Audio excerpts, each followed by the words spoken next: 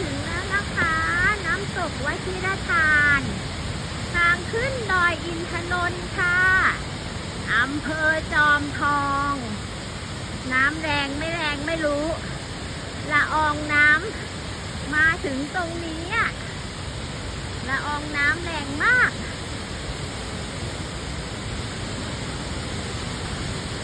ตอนนี้8 โมงกว่าๆนะคะมาวชิรทานก่อนเลย